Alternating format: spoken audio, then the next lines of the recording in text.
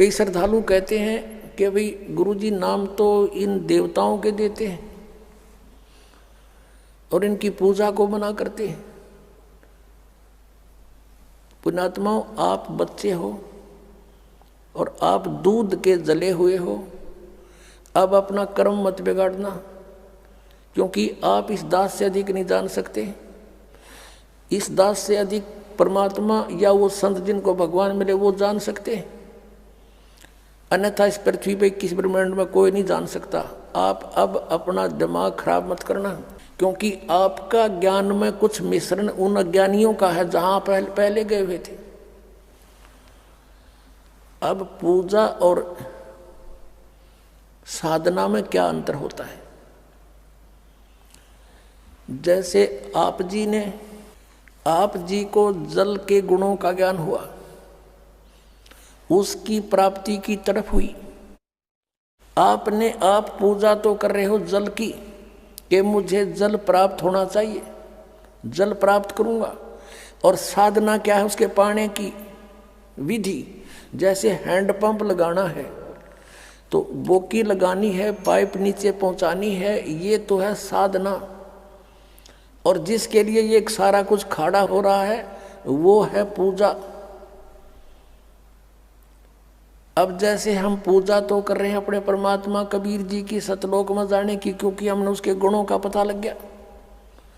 हम पूजा तो करते हैं अपने परमात्मा की, और साधना यानी ये मजदूरी, ये प्रयत्न उसके पाने के लिए मंत्र, ये औजार, ये इंस्ट्रूमेंट, ये प्रयोग कर रहे हैं, ये साधना कर रहे हैं हम। ये साधना पूजा नहीं है। जब हमें जल मिल जाएगा, हैंडपंप लग जाएगा, उस बोकी की जरूरत को नहीं, रख देंगे खुट्टी पर टांग के पड़ी रखी। तो इस प्रकार हम जो पूजा और साधना में अंतर है, हम पूजा करते हैं अपने कबीर परमेश्वर के पाने की, और साधना ये सारी करनी पड़ेगी, ये सभी इंस्ट्रूमेंट प्रयोग करने पड़ेंगे उस जल तक पहुंचने के लिए। अब जैसे कोई सह परिवार है, ज्वाइंट फैमिली है, उसमें एक पति भरता बेटी अपने पति के साथ रह रही है, जेठ भी है, देवर भी, देवरानी भी, जेठानी, ननद और सास ससुर भी है। अब अच्छी लड़की जो होती है वो सबका यथोचित आदर करती है, सबसे प्यार से बोलती है, जेठ से, जेठानी से, भाई, देवर, देवरानी से, आने वाले अतिथि से। ऐसा लगता है जैसे ये सबको अपना ही मान रही है, लेकिन वो पूजा अपने पति की कर रही है। जैसे एक सत्कार होता है और एक पूजा होती है। सत्कार यानी आदर होता है और एक पूजा होती है। सत्कार तो वो पति भरता सबका करती है, लेकिन पूजा अपने पति की करती है। और जिस समय वो अलग होते हैं, भिन्न होते हैं, अलग अलग होते हैं, तो अपने सभी वस्तु जो उसके हिस्से में आते हैं, एक चम्मच भी ना छोड़ दे जेठ और जेठानी का, चाहे कितने मीठी बोलना थी, कितना प्यार से रहती थी, और सब कुछ उठाकर अपने पति के साथ अपने कमरे में रख लेगी, क्योंकि वो अंतर से पूजा उसकी कर रही थी। उनसे मिलाप रखना अनिवार्य था, नहीं तो कलह मच जाए। तो हमारा एक जॉइंट फैमिली है, ब्रह्मा विष्णु महेश यहाँ के मुखिया हैं, इन तीन लोग के कुछ ये प्रधान बना रखे, एक एक विभाग के मंत्री हैं। और जो भी हमने लाभ लेना, जैसे कोई प्रधानमंत्री का व्यक्ति और स्टेट हरियाणा में रह रहा है, तो उसने जिस चीज़ की आवश्यकता होगी यहाँ के डिप्टी कमिश्नर से या मंत्री से बोलेगा, और वो तुरंत उपलब्ध करा देंगे, क्योंकि उनको मालूम है कि किस समर्थ से संबंध है इसका। ऐसे ही आप जी इस काल के लोक में रहोगे, आपको सुविधाएं तो यही देंगे। ये तो जब तक आप उस परमात्मा की शरण में नहीं हो तो आपको वर्क डन ही देंगे, आपकी किस्मत देंगे। और जब समर्थ से संबंधित होगे, जो मांगोगे वो दे देंगे ये। लेकिन कितना देंगे?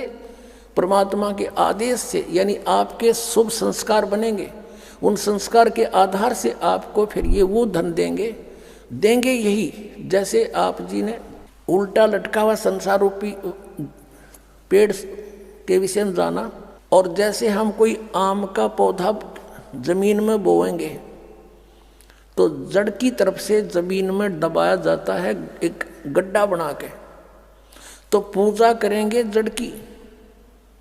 हम टहनियों की पूजा नहीं कर रहे, लेकिन फल लगेंगे टहनियों के।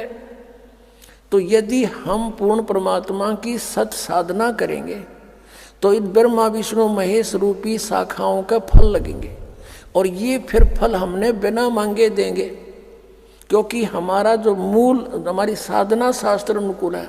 हम पूजा मूल की कर रहे हैं। यदि हमने उल्टा यू पौधा गाड़ दिया, उसकी शाखाएं लगा दी जमीन में और जड़ कर दी ऊपर ने, और फिर उन शाखाओं की सिंचाई हम शुरू कर देंगे तो पौधा सूख जाएगा। तो वो शास्त्र विरुद्ध साधना है, शास्त्र अनुकूल साधना है। जैसे हम मूल परमात्मा सतपुरुष को इष्ट रूप में पूजेंगे, और उसके पूजने के लिए जो भी मटेरियल, जैसे पूजा में खाद पानी जो कुछ भी है, ये सारे मंत्र जाप करने पड़ेंगे हमें, लेकिन हमारा इष्ट रूप में कबीर जी रहेगा। तो उसके आधार से सत साधना से जो शुभ संस्कार बनेंगे, तो जब तक आप यहाँ हो, यहाँ की संसारिक सुविधाएं आपको ब्रह्मा विष्णु महेश की ओर से ही प्राप्त होंगी। उन टहनियों के शाखाओं का फल लगेंगे, और इसलिए ये हमसे दूर नहीं हो सकते, हम इनसे दूर नहीं हो सकते, हम इनका अनादर नहीं कर सकते, क्योंकि फिर हम संत नहीं, लेकिन हम इनको पूज नहीं सकते। जैसे पतिव्रता का उदाहरण आपको दे दिया, वो पूजा जो अपने पति के प्रति समर्पित है वो किसी के प्रति नहीं हो सकती, और वो उसके दुश्मन भी नहीं है, अंडरस्टूड है। और जब हम यहाँ से चलेंगे, हमारे इनसे कोई लिंक नहीं होगा अपने पति के साथ, अपने परमपिता के साथ, हम सहर्ष सतलोक चले जाएंगे। ये तरीका उस परमात्मा के पाने का, नथिंग एल्स। बोलो सतगुरुदेव।